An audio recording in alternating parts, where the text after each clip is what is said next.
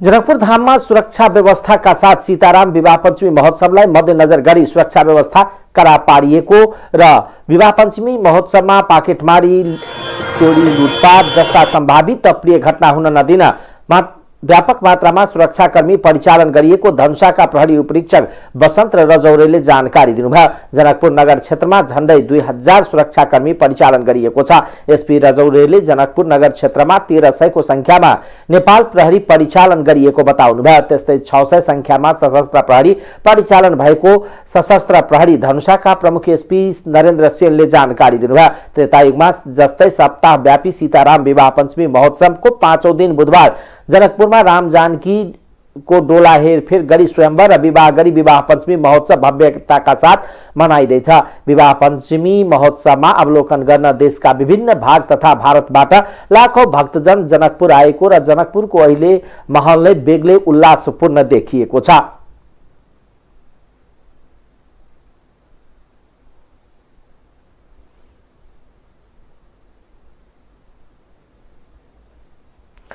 बुधबार पछिल्लो 24 घण्टामा थप 280 जनामा कोरोना संक्रमणको पुष्टि भएको छ। 9168 जनाको पीसीआर परीक्षण गर्दा 255 र 3600 जनाको एन्टिजेन परीक्षण गर्दा 25 जना गरी कुल 280 जनामा कोरोना संक्रमणको पुष्टि भएको स्वास्थ्य तथा जनसंख्या मन्त्रालयले जनाएको छ। त्यस्तै पछिल्लो 24 घण्टामा 2 जनाको मृत्यु भएको छ भने 366 जना निको भएका छन्। त्यस्तै काठमाडौँ उपत्यकामा 146 जना संक्रमित भेटिएका छन्, जसमध्ये काठमाडौँमा 100, ललितपुरमा 31 र भक्तपुरमा 15 जना संक्रमित भेटिएका छन्। कोरोनाको नयाँ भेरिएन्ट ओमिक्रोन नेपालमा पुष्टि भएपछि प्रदेश 2 मा विशेष तयारी थालिएको छ। विश्व स्वास्थ्य संगठन प्रदेश 2 स्थित जनकपुर धाममा रहेको कार्यालयले पत्रकार सम्मेलनको आयोजना गरी विशेष तयारीमा जुट्न आग्रह गरेको छ। यसका लागि प्रदेश 2 सरकारसँग विश्व स्वास्थ्य संगठन समन्वय गर्न तयार रहेको जनाइएको छ। कार्यक्रममा सहभागी स्वास्थ्य निर्देशनालयका निर्देशक विजय झाले कोरोनाको नयाँ भेरिएन्टको संक्रमण फैल्न नदिनका लागि स्वास्थ्य निर्देशनालय त्यसका तयारी थालिसकेको जानकारी दिनुभयो। उहाँका अनुसार प्रदेश 2 मा अहिले ओमिक्रोनको संक्रमण नदेखिए पनि सतर्कता र सावधानी अपनाउन समेत आग्रह गर्नुभयो। उहाँले प्रदेशमा 130 ventilator, 224 ICU bed, 589 HDU bed र 1324 सामान्य बेडलाई तयारी अवस्थामा राखिएको बताउनुभयो। यसका साथै प्रदेश 2 मा कोरोना विरुद्धको खोप कार्यक्रमलाई समेत निरन्तरता दिएको छ। उहाँले प्रदेशमा अहिले 30% भन्दा बढी नागरिकले मात्रै खोप लगाएको र पुस महिनाभित्र 66% नागरिकलाई खोप लगाउन हाम्रो लक्ष्य रहेको जानकारी दिनुभयो। रोहतकको फटुवा विजयपुर नगरपालिका करोडौं रुपियाँको बजेट अनियमितता भएको आरोप लागेको छ। नगरपालिकाका प्रमुख एकजना पूर्व सांसद र कर्मचारीको मिलोमतोमा नगरपालिकाको करोडौं बजेट अनियमितता भएको नेकपा माओवादी केन्द्र र जनता समाजवादी पार्टी नेपालका नेताहरूको दाबी छ। जसपाका केन्द्रीय सदस्य बिन्देश्वर यादव नेतृत्वको टोलीले गत वर्ष जेठ महिनामा सूचनाको हक प्रयोग गरेर नगरपालिकासँग झण्डै 75 वटा शीर्षकको जानकारी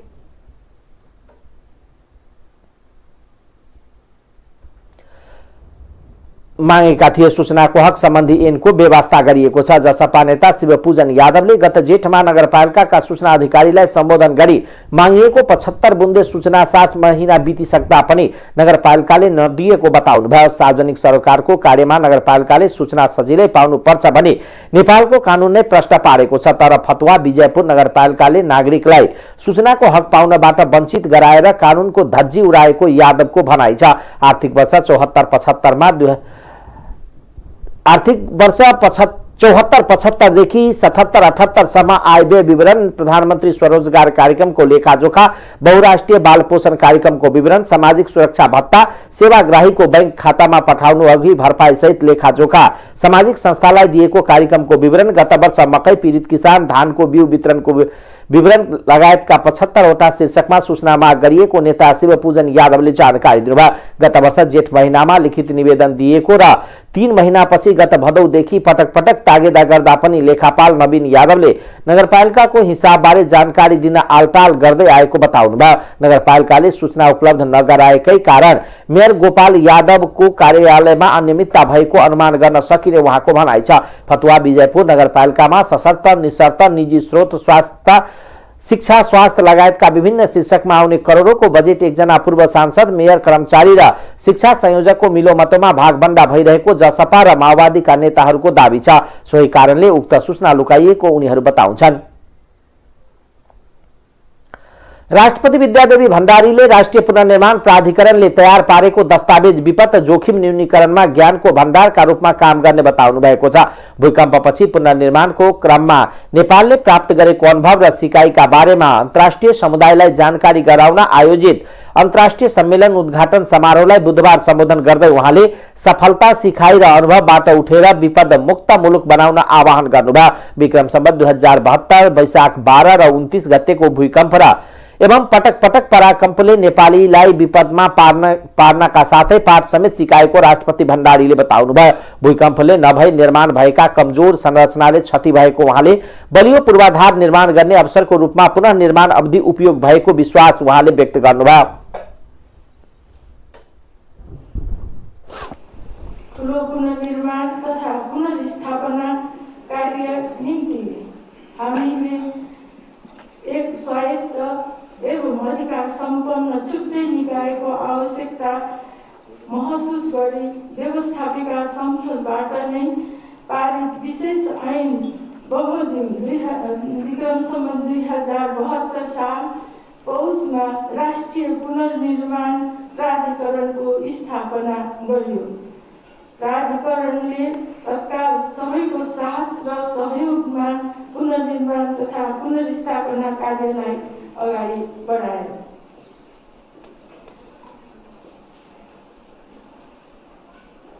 स्रोत साधनको सीमितता, जटिलतम भौगोलिक अवस्था एकात्मक राज्य प्रणालीबाट संघात्मक राज्य प्रणालीमा प्रवेश गर्दै गरेको मुलुकको परिवेश आदि चुनौतीहरूको सामना गर्दै जनताका लाखौं निजी आवास लगायतका संरचनाहरूको पुनर्निर्माण तथा भूकम्प पीडित जनताको पुनर्स्थापना कार्य आफैमा विशाल एवं गहन कार्य थियो।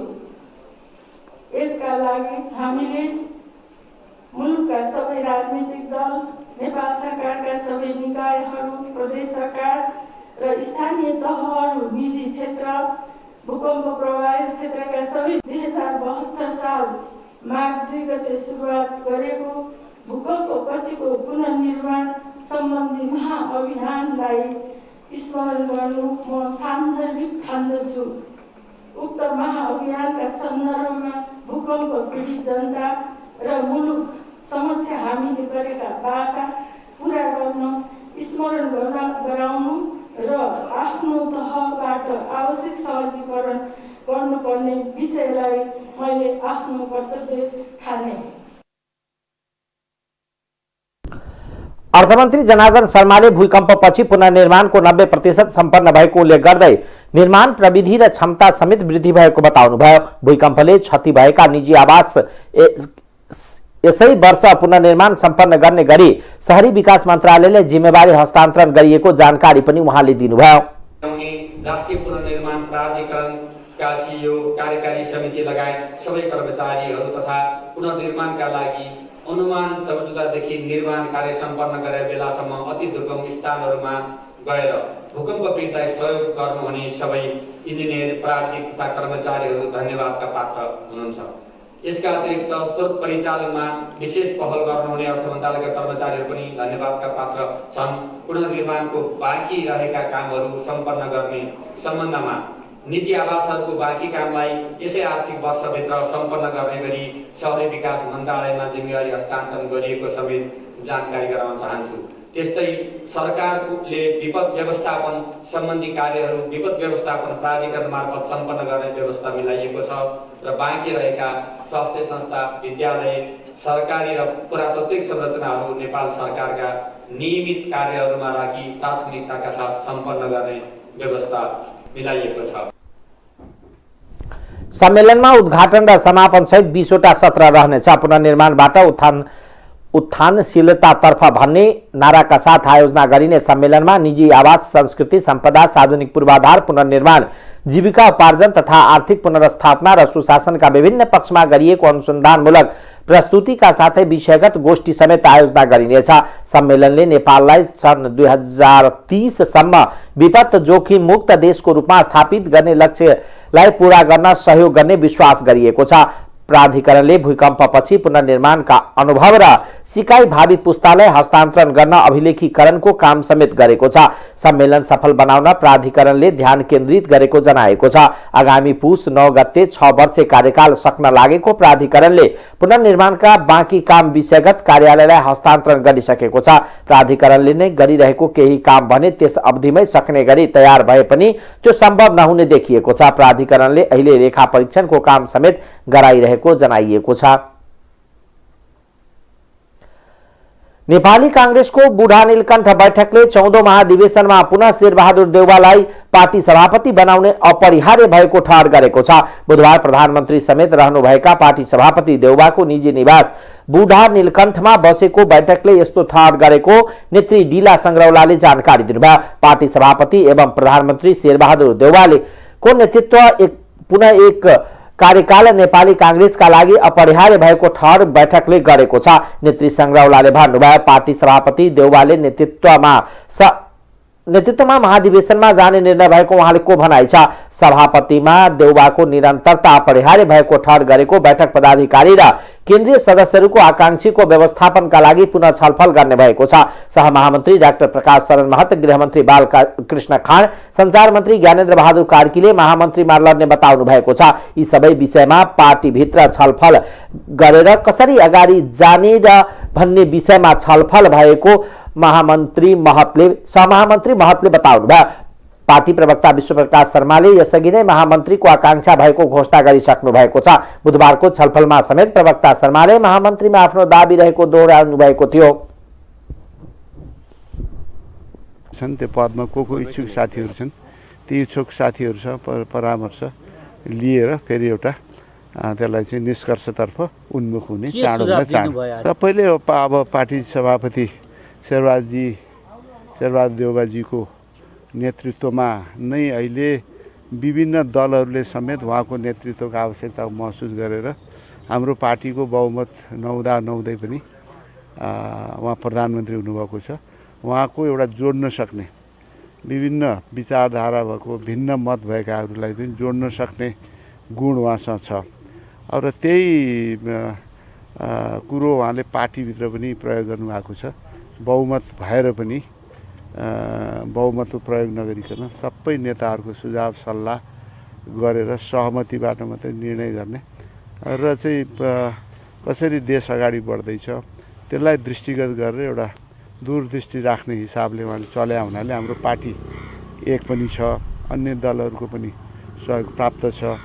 त्यस हुनाले अब यो दोस्रो यो 14औं अधिवेशनमा उहाँको नेतृत्वमा पार्टी जानुपर्दछ र उहाँकै नेतृत्वमा आम निर्वाचनमा प्रतिनिधिहरू चाहिँ देशैभरिबाट चाहिँ आउनु भएको छ।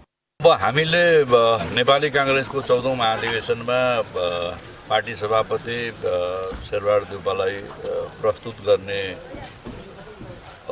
निर्णयलाई चाहिँ थप बल पुर्याउने हाम्रो सबैको सहमति भएको छ र त्यही नै हाम्रो निर्णय हो। अनि पदाधिकारी सङ्ख्या बढाएर कति पुर्याउने भन्ने विषयमा छलफल भयो। अब त्यो बारेमा छलफल भइरहेको छ होइन। अब त्यो केन्द्रीय समितिले नै टुङ्गो लाउने विषय हो र पदाधिकारीहरू केही थप गर्नुपर्छ कि भन्ने चर्चाहरू छलफल भइरहेको छ र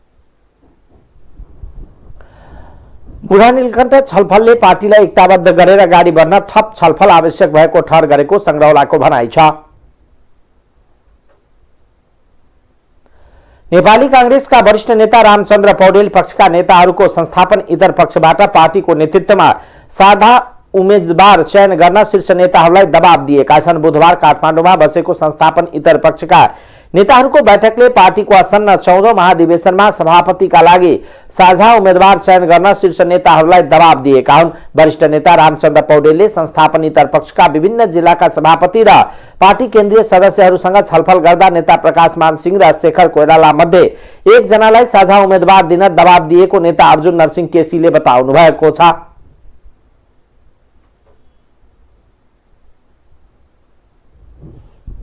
तान्त्रिक आन्दोलनमा अत्यन्त क्रियाशील भएको थिए उनीहरू र अहिले जितेका कमसेकम कम 32 जना जिल्ला सभापतिहरूसँग बसेर कुराकानी गऱ्यौँ। उहाँहरूले विभिन्न ढङ्गले विभिन्न कोणबाट आफ्नो सुझावहरू प्रस्तुत गर्नुभएको छ। ती सुझावहरूलाई पनि लिएर हामी 3 बजे फेरि बस्छौँ हामीसँग भएका केन्द्रीय कार्य समितिको सदस्य साथीहरू। त्यसपछि हामी बेलुकासम्म निर्णय गर्छौँ। अहिलेसम्म के भएको छ भने तपाईँहरूमध्ये सहमति भयो भने म तपाईँहरूलाई सहयोग गर्न अथवा छाड दिन तयार छु भन्नुभयो रामचन्द्रजीले। त्यो पनि उहाँको महानता हो। त्यसै गरी डाक्टर शशाङ्कले पनि ठिक छ सहमति हुन्छ भने म छाड्छु भन्नुभयो। अब 2 जना साथीहरू बाँकी छन् उनीहरूको बिचमा सहमति गर्ने अथवा 4 जना मध्ये को उपयुक्त हुन्छ कुन मोडालिटिजबाट के निर्णय गर्ने भन्ने कुरा चाहिँ नि आज बेलुकासम्म हामी टुङ्ग्याउँछौँ। उहाँले आफू अन्तिम निष्कर्षको बाटोतर्फ उन्मुख भएको भन्दै बेलुकासम्म निर्णय गर्ने जानकारी दिनुभयो। नेता केसीले संस्थापन इतर समूहबाट नेता सिंह र शेखर कोइराला मिलेर आए नेता पौडेल र महामन्त्री शशाङ्क कोइरालाले सहयोग गर्ने प्रतिबद्धता जनाउनु भएको समेत जानकारी दिनुभयो। नेता केसीले हामी करिब अन्तिम निष्कर्षको बाटोमा उन्मुख रहेको र अहिले जितेका कमसेकम 32 जना जिल्ला सभापतिसँग बसेर कुराकानी गर्दा विभिन्न सुझाव आएको जानकारी दिनुभयो। ती सुझावहरूलाई लिएर फेरि बैठक बसेर केही निर्णय गरिनेछ। त्यस्तै नेपाली कांग्रेसका नेता जगदीश्वर नरसिंह केसीले वरिष्ठ नेता पौडेल र शशाङ्क कोइरालालाई साझा उम्मेदवार तोक्न दबाब दिएको बताउनुभयो। उहाँले संस्थापन इतर समूह विचार र सिद्धान्तको समूह भएकोले बीपीको विचार र आदर्शमा रहेर अघि बढ्ने बताउनुभयो। नेपाल बार एसोसिएसनले बुधबार पनि सर्वोच्च अदालत परिषदमा विरोध प्रदर्शन गरेको छ। बुधबार पनि प्रधान न्यायाधीश चोलेन्द्र शमशेर राणाको राजीनामा माग गर्दै कानुन व्यवसायीहरूले सर्वोच्च अदालत परिसरमा विरोध प्रदर्शन गरेका हुन्। विरोध प्रदर्शनका क्रममा बारका अध्यक्ष चण्डेश्वर श्रेष्ठले प्रधान न्यायाधीशको परिवारबाटै नै न्यायालयमा बिचौलियाको संरक्षण भइरहेको आरोप लगाउनुभयो। उहाँले प्रमुख राजनीतिक दलहरूलाई भेट्दा पनि सबैले उनको विपक्षमा अभिव्यक्ति दिएकोले प्रधान न्यायाधीशको बहिर्गमन नै न्यायालय शुद्ध हुने बताउनुभयो।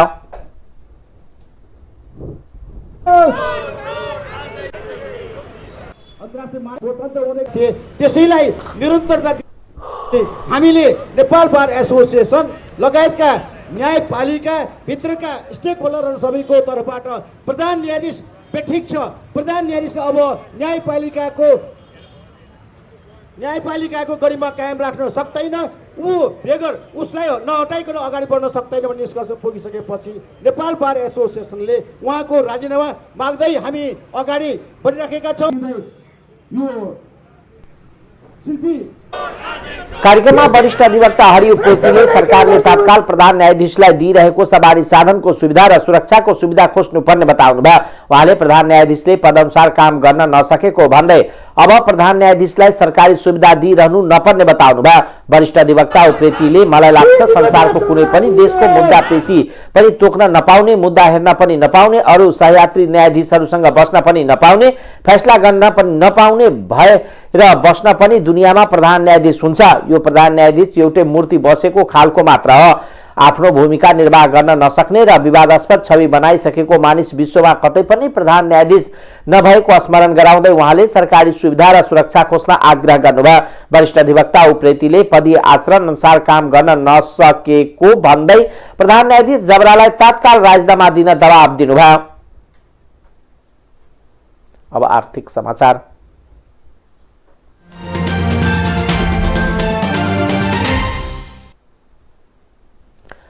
विदेशी मुद्रा संचिति घटेर भुक्तानी सन्तुलन कमजोर भइरहेको बेला सरकारले अन्तर्राष्ट्रिय मुद्रा कोष IMF-सँग 40 करोड अमेरिकी डलर ऋण लिएर विनिमय सङ्कट टार्ने तयारी गरेको छ। नेपाल सरकारको प्रस्तावमा IMF-ले एक्सिडेन्टल क्रेडिट फेसिलिटी ECF मार्फत नेपाललाई 40 करोड अमेरिकी डलर अर्थात् करिब 48 अर्ब रुपियाँ ऋण उपलब्ध गराउने भएको हो। यस्तो ऋण लिने अर्थ मन्त्रालय नेपाल राष्ट्र बैंकका अधिकारीहरू र IMF-का अधिकारीहरू बीच एक लेभलमा सहमति समेत जुटिसकेको छ। IMF-ले यस बारेमा जानकारी दिँदै IMF-का मिसन प्रमुख रोबर्ट ग्रेसरी सहितको टोलीसँग नेपालका अधिकारीहरूले पटक पटक छलफल गरेको र यस्तो ऋण दिन IMF तयार भएको हो। ग्रेगोरी सहित IMF को टोली गत अक्टोबर 20 देखि 29 नोभेम्बर र 27 र 18 तथा नोभेम्बर 30 देखि डिसेम्बर 2 तारिकसम्म नेपालमा समेत आएको थियो। उक्त टोलीले अघिल्लो साता अर्थमन्त्री जनार्दन शर्मालाई पनि भेटेको थियो। त्यसबेला ऋणको बारेमा छलफल भएको थियो। ऋण रकम IMF को कार्यकारी बोर्ड बैठकबाट भने स्वीकृत हुने बाँकी छ। यस्तो रकम 38 महिनाका लागि उपलब्ध गराउने गरी आगामी बोर्ड बैठकबाटै ऋण स्वीकृत गर्ने तयारी भइरहेको IMF-ले जनाएको छ। सामान्यतः विदेशी मुद्रा संचिति घटेर भुक्तानी सन्तुलन कमजोर हुँदा IMF-ले ECF उपलब्ध गराउँदै आएको छ। हालै IMF-ले जारी गरेको विज्ञप्ति अनुसार यो शर्त सहित ऋण हो। नेपालले लिन लागेको ECF-बाट कोभिड-19 महामारीका कारण प्रभावित अर्थतन्त्र उकास्न, समष्टिगत आर्थिक तथा वित्तीय स्थायित्व जोगाउन र गरिबी न्यूनीकरणका विभिन्न कार्यक्रम खर्च गरिनेछ। IMF-का अनुसार कोभिड महामारीले नेपालको अर्थतन्त्रमा ठूलो असर पारेको छ। जनताको स्वास्थ्य र जीवकोपार्जनमा गम्भीर असर परेको छ। सन् 1920मा कुल गृहस्थ उत्पादनमा समेत संकुचित आएको र नेपालले 2021मा विनाशकारी दोस्रो लहरको सामना गर्यो, जसले अर्थतन्त्र गतिविधिमा क्रमिक सुधारमा बाधा पुर्याइरहेको विज्ञप्तिमा उल्लेख छ। यी सबै सङ्कटबाट माथि उठी अर्थतन्त्रलाई थप चलायमान बनाउन IMF-ले उक्त ऋण सहयोग गर्न लागेको बताइएको छ। राजस्व र साधनिक खर्च बढाउन, वित्तीय क्षेत्रमा नियमन, सुपरिवेक्षण र आर्थिक पारदर्शिता कायम गर्न कार्यान्वयन गरिने विभिन्न कार्यक्रम र भ्रष्टाचार निवारण प्रयास तथा प्रशासनिक क्षमता वृद्धि पनि यो ऋण परिचालन हुने आइएमएफले स्पष्ट पारेको छ। घट्दो विप्रेषण तथा वैदेशिक लगानी र बढ्दो व्यापार घाटाका कारण पछिल्लो समय नेपालमा विदेशी मुद्रा सञ्चित घट्दै गएको छ। भुक्तानी सन्तुलनमा चाप देखिन थालेपछि सरकारले ईसीएफ ल्याउने तयारी गरेको हो। कोरोना महामारी का कारण नेपालले आर्जन गर्ने विदेशी मुद्रामा निरन्तर कमी आई सिंचित गर्दो हो। यसले विदेशी मुद्रा विनिमयमा संकट उत्पन्न हुँदै आएको छ। नेपालले खास गरी विश्व बैंक, एसियाली विकास बैंक र अन्तर्राष्ट्रिय मुद्रा कोष लगायतबाट ऋण लिँदै आएको छ। नेपालले लिने यस्तो खाले वैदेशिक ऋणको ब्याज र सभा नेपाली मुद्रामा नभई डलरमा तिर्नुपर्ने हुन्छ।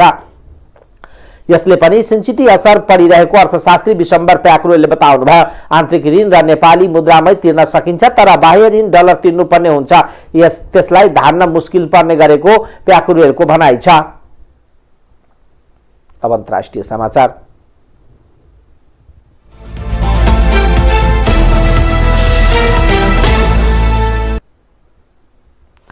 भारतीय सेना प्रमुख सवार हेलिकप्टर दुर्घटनाग्रस्त भएको छ। तमिलनाडुको नीलगिरी जिल्लाको कुनरमा बुधबार भारतीय सेनाको हेलिकप्टर दुर्घटनामा परेको छ।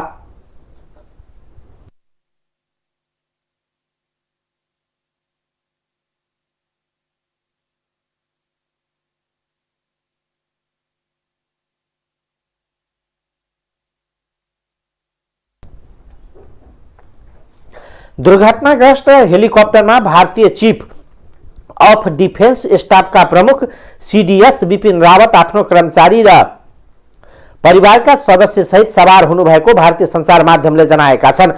हेलिकप्टरमा सेनाका केही उच्च अधिकारी पनि रहेका थिए। हेलिकप्टरमा 14 जना सवार रहेको एएनआईले जनाएको छ। हेलिकप्टरमा सवार सबै एक कार्यक्रममा सहभागी हुन गइरहेका थिए। दुर्घटनाग्रस्त हेलिकप्टरबाट 3 जनालाई बचाइएको र तीमध्ये 2 जनाको अवस्था गम्भीर रहेको जनाइएको छ। दुर्घटनाग्रस्त भएको सेनाको यो हेलिकप्टर एमआई सिरिज थियो, जसमा 2 वटा इन्जन हुन्छ यसलाई सुरक्षित मानिन्छ। रावत भारतीय सेनाको पूर्व प्रमुख हुनुको साथै गएको जनवरी 1 मा देशका पहिलो सीडीएस रहनु भएको छ। हेलिकप्टर दुर्घटनाका कारण पत्ता लगाउनको लागि जाँचको आदेश दिएको वायु सेनाले जनाएको छ। भारतीय रक्षा मन्त्री राजनाथ सिंहले दुर्घटनाबारे जानकारी दिन संसदमा सम्बोधन गर्ने बताइएको छ। बंगलादेशमा विद्यार्थीको हत्यामा संलग्न रहेको आरोपमा 20 जनालाई मृत्युदण्डको सजाय सुनाइएको छ। 21 वर्षीय अब्बार फरदादको हत्याको आरोपमा 20 जनालाई मृत्युदण्ड र 5 जनालाई आजीवन कारावासको सजाय सुनाइएको वकिल अब्दुल्लाह अबुले बताउनु भएको छ। सामाजिक सञ्जालमा सरकारको आलोचना गर्ने विश्वविद्यालयका विद्यार्थीहरू फरदादको सन् 2019 मा हत्या भएको थियो। उनको हत्या आरोपमा बंगलादेशले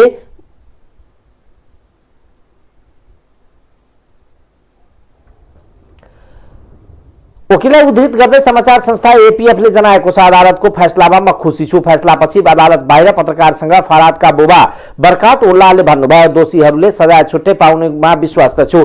मृत्युदण्डको सजाय सुनाइएकोमा विश्वविद्यालयमा इन्जिनियरिङ र टेक्नोलोजी पढ्ने 20 देखि 22 उमेर समूहका रहेका छन्। हत्या गरिएका फरहाद पनि उनीसँगै पढ्दै आएका थिए। कोभिड-19 को नयाँ भेरिएन्ट ओमिक्रोन झण्डै 5 दर्जन मुलुकमा फैलिएको छ। विश्व स्वास्थ्य संगठनले हालसम्म उक्त भेरिएन्ट 57 मुलुकमा पुष्टि भएको जनाएको छ।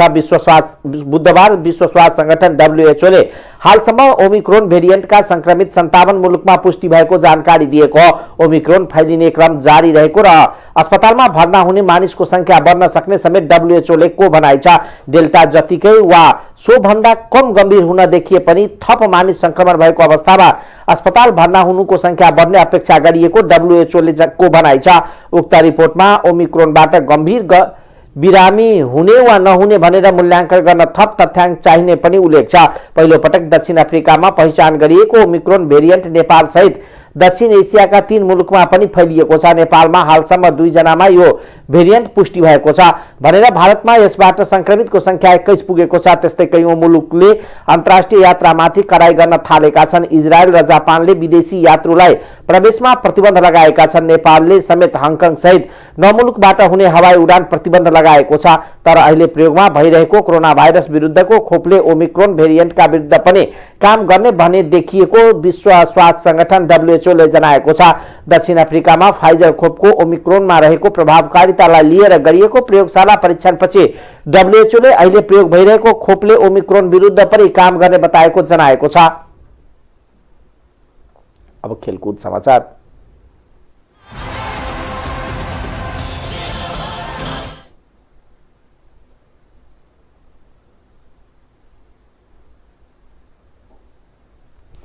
सुदीप थारू, स्वागता खैजू, युवराज विक, सुमुया देवान युथ एथलेटिक्स च्याम्पियनसिपको आफ्नो उमेर समूहमा सर्वोत्कृष्ट खेलाडी घोषित भएका छन्।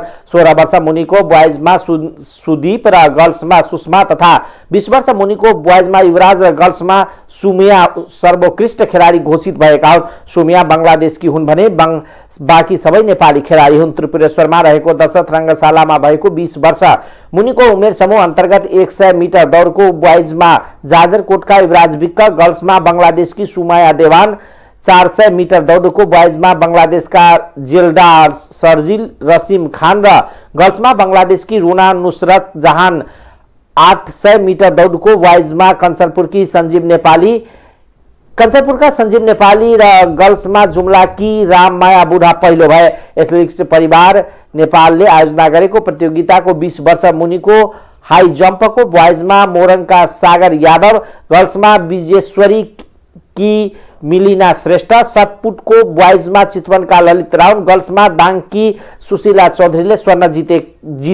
16 वर्ष मुनिको 100 मिटर दौडको बॉयजमा वीरगञ्जका आदेश कुमार यादव र गर्ल्समा भक्तपुरकी स्वागता खैजू तथा 8 मिटर दौडको बॉयजमा बागलुङका बादल कार्की र गर्ल्समा कालीकोटकी भावनाले शीर्षस्थान हात पारे। विजेतालाई राष्ट्रिय खेलकुद परिषदका सदस्य सचिव टंकलाल घिसिङ लगायतले एक कार्यक्रमबीच पुरस्कृत गरे। शहीद स्मारक ए डिभिजन लीग फुटबल प्रतियोगिता अन्तर्गत बुधबार भएको पहिलो खेलमा हिमालयन शेर्पा क्लब र नेपाल पुलिस बराबरी खेलेका छन्। त्रिपुरेश्वरको दशरथ रङ्गशाला मैदानमा भएको खेलमा हिमालयन शेर्पा र नेपाल पुलिस क्लबले एक गोलको बराबरी खेल्दै अङ्क बाँडेका छन्। यो बराबरीसँगै पुलिसले 3 खेलमा 5 अङ्क जोडेको छ। अङ्क तालिकामा पुलिस चौथो स्थानमा उक्लिएको छ। त्यस्तै हिमालयन शेर्पाले 3 खेलमा 2 अङ्क जोडेको छ। हिमालयन शेर्पा लिगको 12औं स्थानमा रहेको छ। टाइम्स समाचार अहिलेको लागि यति नै। हेर्दै गर्नुहोला टाइम्स टेलिभिजन। नमस्कार।